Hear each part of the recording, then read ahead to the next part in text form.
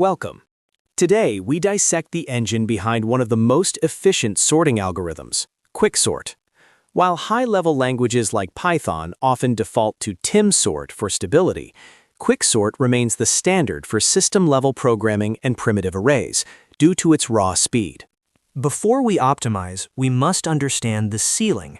Any algorithm that sorts by comparing two items, asking, is A less than B, hits a hard mathematical wall. That limit is big omega of n log n. Theoretically, you strictly cannot do better than this in the worst case. Quicksort is a divide-and-conquer beast. Its time complexity, T of n, equals the time to sort the left partition plus the time to sort the right partition, plus the linear time it takes to scan the array initially. Ideally, we want those two partitions to be equal in size. However, quicksort has a notorious weakness. Let's look at the quadratic pitfall. Here is the danger. If your pivot selection is terrible, say you always pick the smallest element, you do not divide the problem in half, you just shave off one item. This degrades the algorithm to n-squared complexity, causing it to crawl on large datasets, just like a naive selection sort. But in the real world, quicksort shines. On average, even with imperfect splits, like a 10% versus 90% split, the recursion depth remains logarithmic. Combined with excellent cache locality, it usually outperforms theoretically safer algorithms like merge sort in raw speed. The heart of the algorithm is the partition function. Let's compare the three major ways to implement this. First is the Lomuto scheme, often found in textbooks. You pick the last element as the pivot and scan in one direction.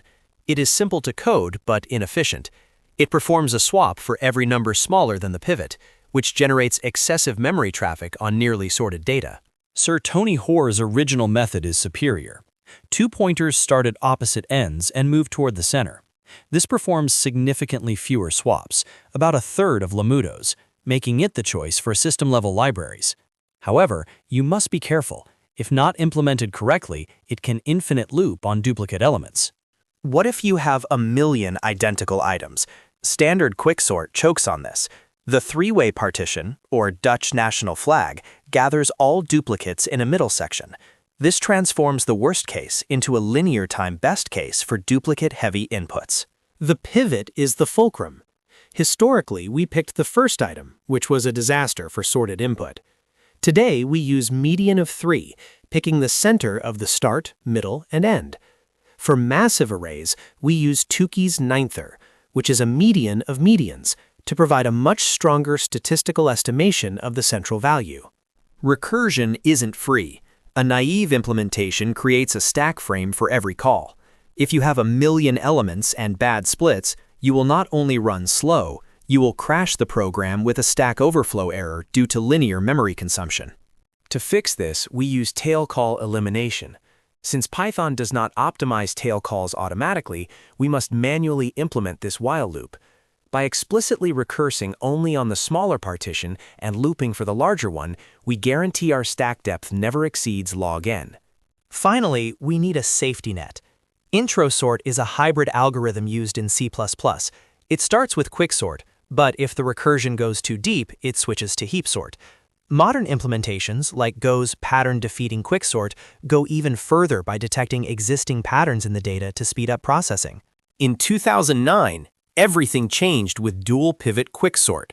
By using two pivots, it splits the array into 3 parts. Crucially, it performs fewer memory writes, or swaps, than the classic method.